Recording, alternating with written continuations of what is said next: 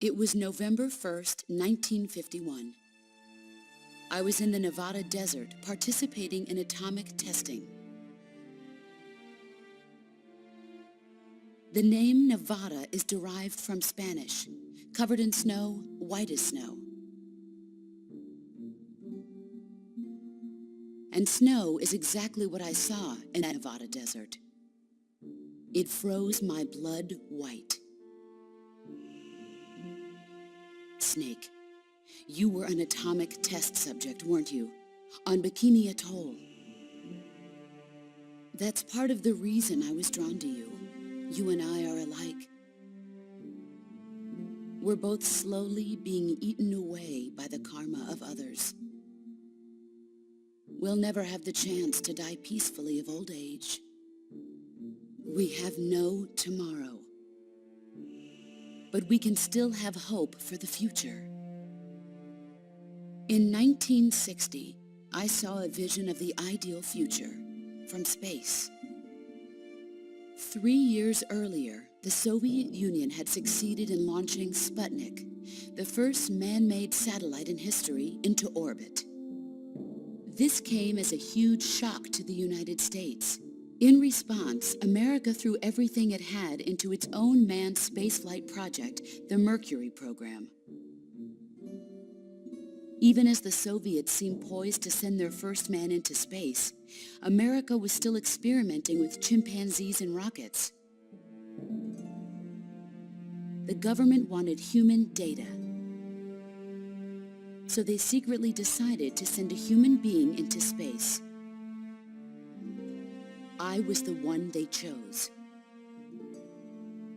At the time, they didn't have the technology to block out cosmic rays, and whoever they sent up would inevitably be exposed to heavy radiation. That's why they chose me.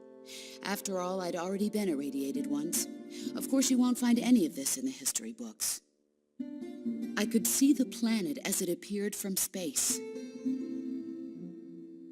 That's when it finally hit me. Space exploration is nothing but another game in the power struggle between the US and the USSR.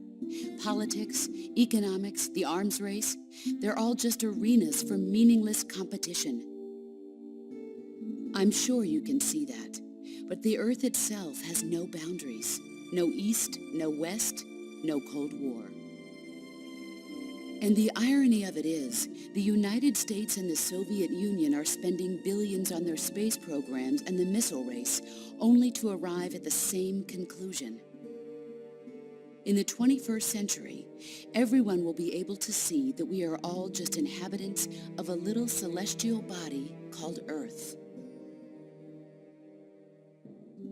A world without communism or capitalism, that is the world I wanted to see.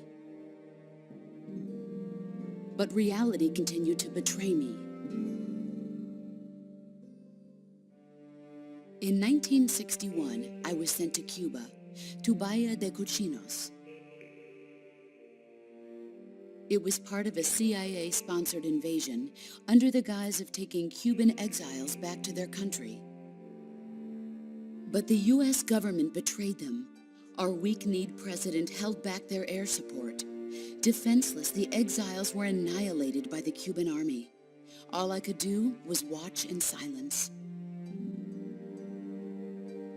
I was set up by the very country I'd sacrificed so much for, by the very government I dedicated my life to defending. I was driven from the surface world, and I went underground. Then, 2 years ago, I faced the Sorrow, my old comrade in battle. He was my friend. But one of us had to die. I was left with no choice. The Sorrow gave his life for me. There is no enmity between us. One must live, and one must die. That was the mission. The ones who gave me that mission were the philosophers. Early in the 20th century, the true holders of power in the United States, the Republic of China, and the newly formed Soviet Union gathered together in a secret meeting that would later be known as the Wiseman's Committee. The secret pact they formed there marked the beginning of the philosophers. But the last of the original members died in the 1930s. After that, the organization began to run out of control, and the Wiseman's Committee degenerated into a mere shell of its former self. The philosophers of today have no sense of good or evil. Their influence extends to countries and organizations involved in every aspect of every war. They have become war itself. That's how they operate. The sacrifices of war cause a shift in the times. This shift leads to renewed conflict, and in turn triggers the next war. Like a nuclear chain reaction, each conflict sparks countless others, forming an endless spiral that will continue on for eternity. Do you understand what I'm saying, Snake? By consuming me and you, the philosophers intend to keep that cycle going forever. It was my father who explained all of this to me. He was one of them. You see, I am the last remaining child of the philosophers. But after he revealed the truth, my father was killed by that same shapeless, formless organization.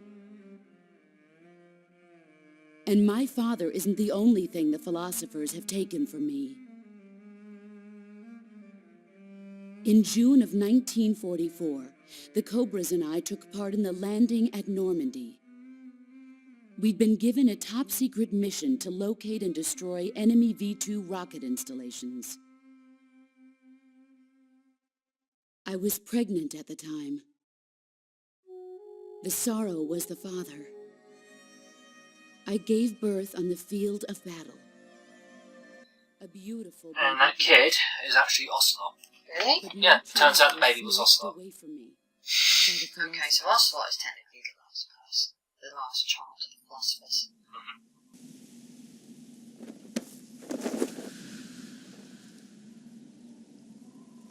Look at this scar. This is proof that I was once a mother. I gave up my body and my child for my country. There is nothing left inside me now. Nothing at all. If it was a cesarean, surely you wouldn't need stitches all the way past your boobs. And yet sometimes at night, I can still feel the pain creeping up inside me, slithering through my body like a snake.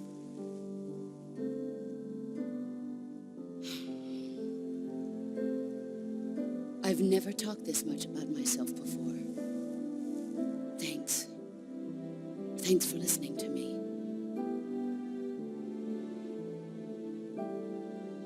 I feel content. Snake, commence the operation.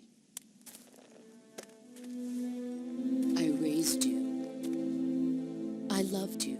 I've given you weapons, taught you techniques, endowed you with knowledge. There is nothing more for me to give you.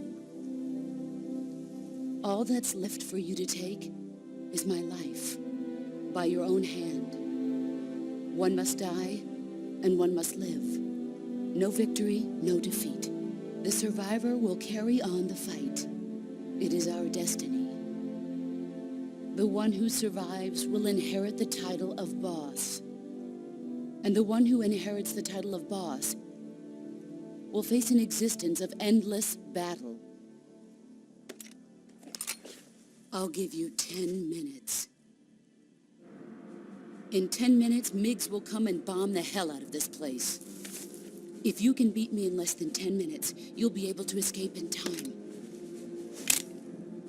Let's make this the greatest 10 minutes of our lives, Jack. Boss. You're a soldier. Finish your mission. Prove your loyalty. Face me. So, we're sorry about that, the silence, guys, but we couldn't really, you know, do much in the way of talking.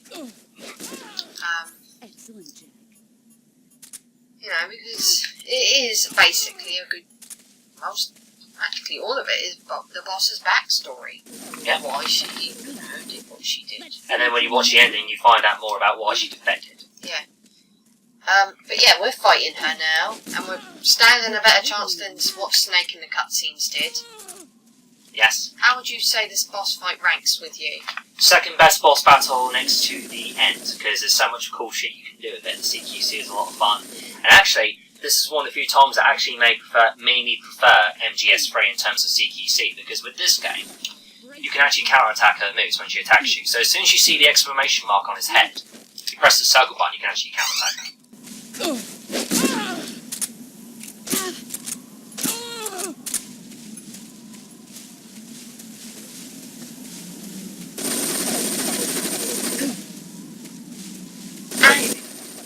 It's not very. It wasn't easy when I first played it. It was quite difficult, but since I'm so good at it, it's easy. And you know, if you actually, if you left the, you know, if you were doing really badly, it actually plays Snake Eater, doesn't it? Yeah, it does. If you were performing pretty badly and you were taking too long. Yes. But you're not going to get to that point, so. Actually, there's also 3 snakes around here, which are Liquid Snake, Solid Snake, and Solid Snake. Okay. But they're all white snakes. And they all taste the same. Alright. Well, who cares? So you'd rank this boss as kind of easy? Well, now it is, but when I first played it, it wasn't easy. It was actually one of the more difficult ones. But when I first played it, it was pretty difficult. But now, since I'm good at it, I can just do it no problem. So I played And you've got a new uniform. Yes, Snake, which is, when you wear this outfit, it gives you a high ranking, no matter where you go. Alright, cool.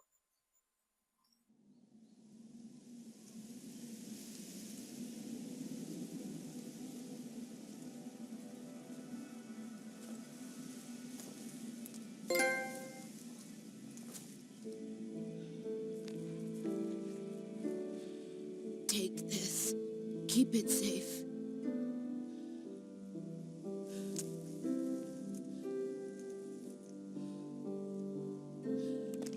It's our only hope.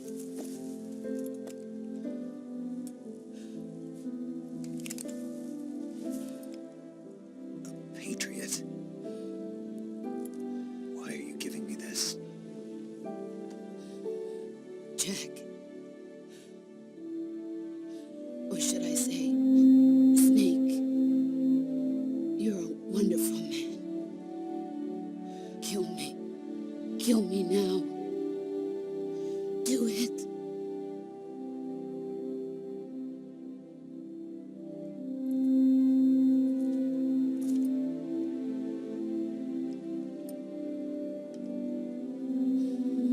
There's only room for one boss and one snake.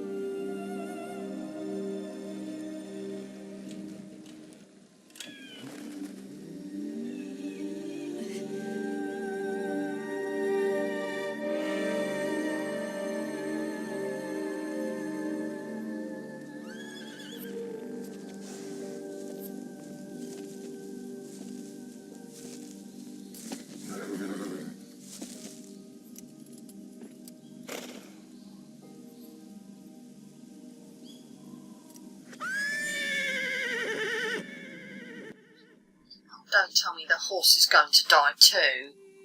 Nah, the horse just screams because he found out that the boss is dead. What a creepy. This is surreal, basically. This isn't actually happening. Scar can't just get up and move. No way.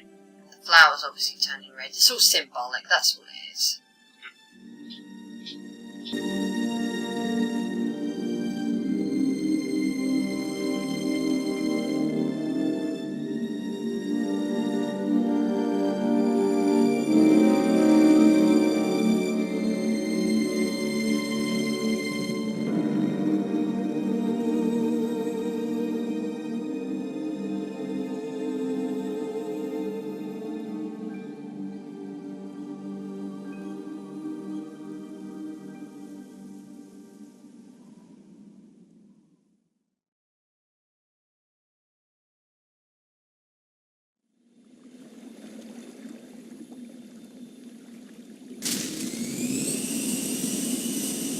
Ready to go, Snake?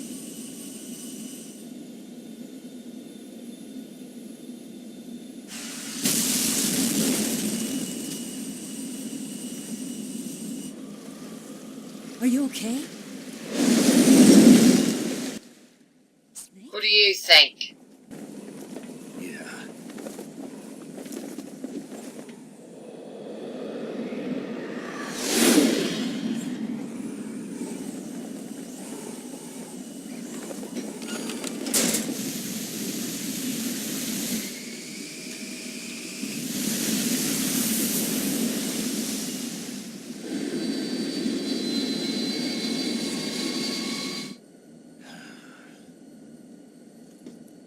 I told you you could trust me.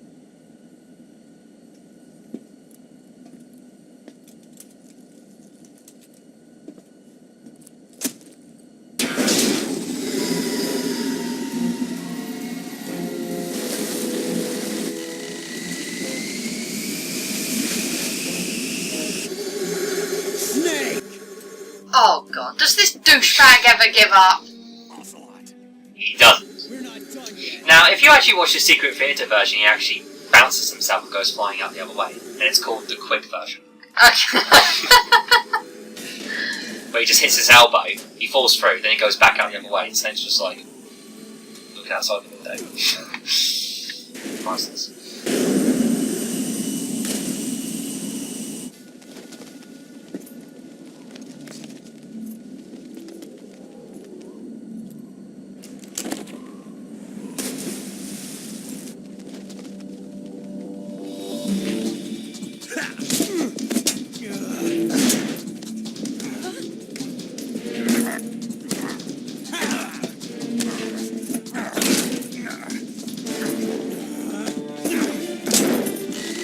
Too heavy! Kick the little shit out then! That's what Snake's trying to do.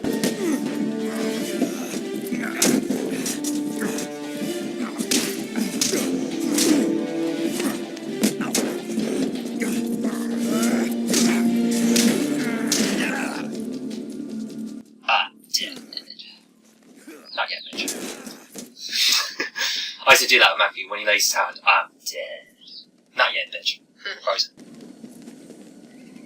Snake, try to remember some of the basics of CQC. Love how this game looks. I mean, seeing it in HD just really emphasises that this is one of the best looking PS2 games out there. I mean, I know we're playing it in, high definition on the PS3, but graphics haven't even changed that much. They've just been, they're just in high definition. The game looked this good on the PS2. Beautiful game.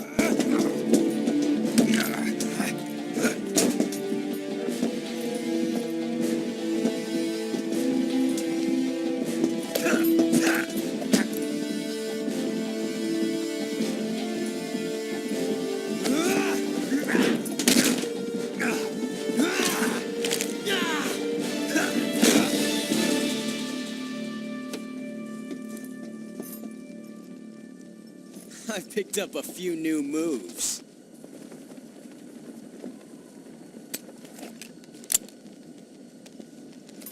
Huh. It doesn't feel right to shoot an unarmed man. But I'll get over it. Eva!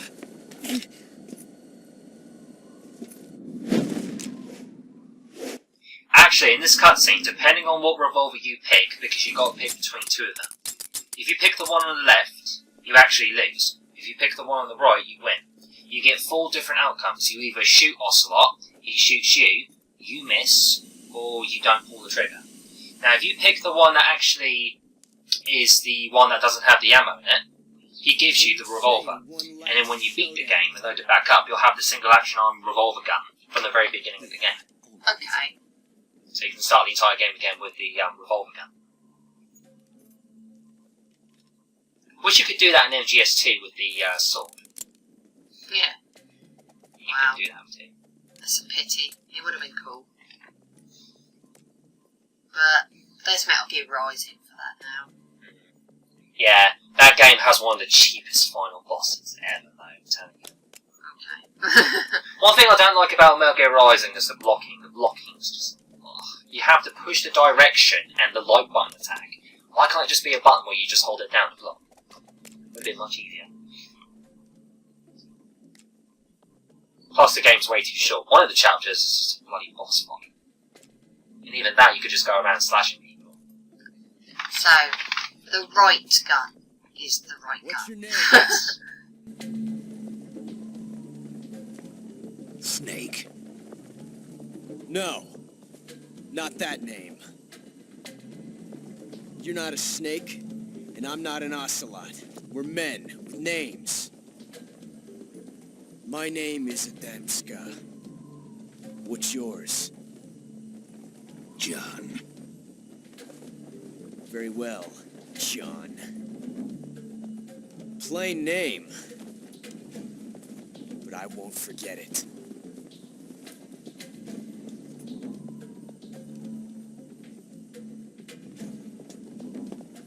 Come on!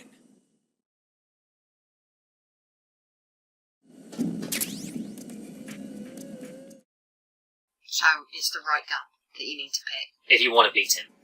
Pick the left gun if you want to have the single action arm in your next playthrough. Alright. But since we're only playing through this game once, I thought might as well choose the left one. Okay. It's very cheesy. Yeah, well. Metal Gear, yeah. Gotta have a little bit of cheese.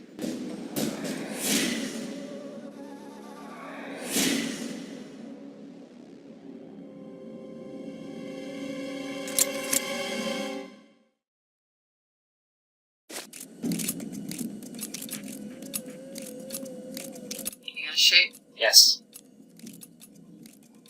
Oh shit, picked the wrong gun. Supposed to be the left one. Got it mixed up. Oh. Okay. Oh, I got shot! It turns out the bullet was a blank.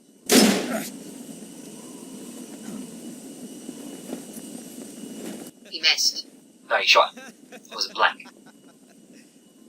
It's a blank. Okay. Oh, that was fun. It's a blank bullet, which basically means it's not a real bullet. Alright, fine. Because you have that with guns, you can actually get certain bullets that are blanks, and then when you shoot people, you don't kill them. Okay. It just makes them filter a bit.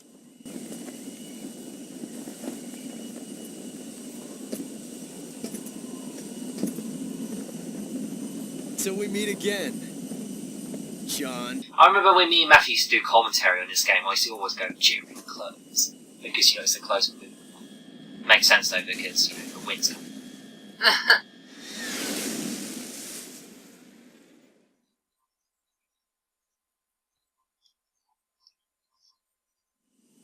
So technically, if you were to load up a new file plus or whatever, you'd get the, Yeah. yeah. And also, all the face camos and all the camouflages that you picked up during your first playthrough, you can keep as well. And you also get the boss's weapon as well, which is the Patriot gun. You also get, like, if you were to hunt for the snake and the frogs, you would get all the bonus weapons as well, Alright. as well as the camera, etc. Okay.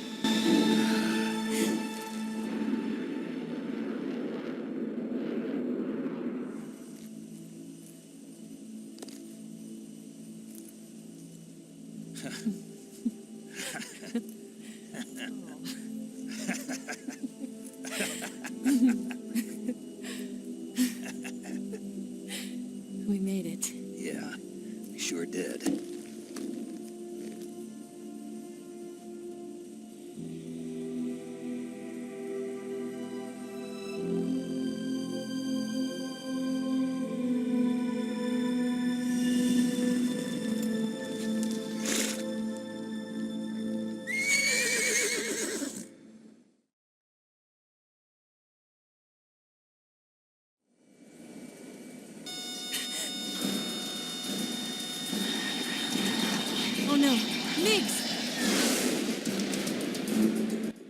God, does it ever end? I liked Eva's face there. She was like, There's no way out. She was like, oh shit. We've come too far to let them stop us now. Those things have got to be armed. It's no use. There's no way we can outmaneuver them.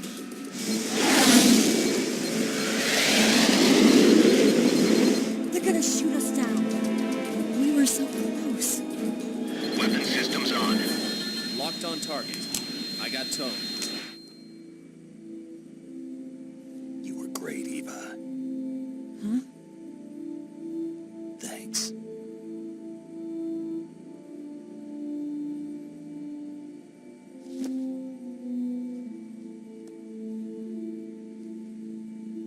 Bulk 19, this is Control. Stand by for a direct order from the chairman.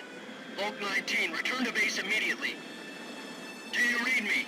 This is a direct order from Comrade Khrushchev. Return to base immediately. Bulk 19, do you copy? Understood. Well, that was a bit anticlimactic. Look! The MiGs are turning back! Woo!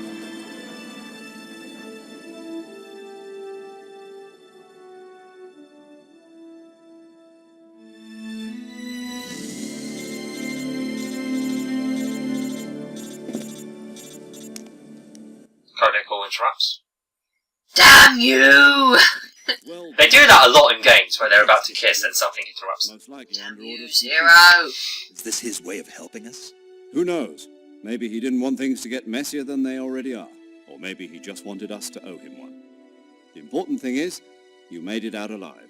As long as Khrushchev is with us, I don't think they'll be coming after you. It should be smooth sailing all the way to Alaska. I'm sending someone out to Galena Base to meet you. To meet me? The DCI and the President himself are waiting at Langley. Don't keep them waiting.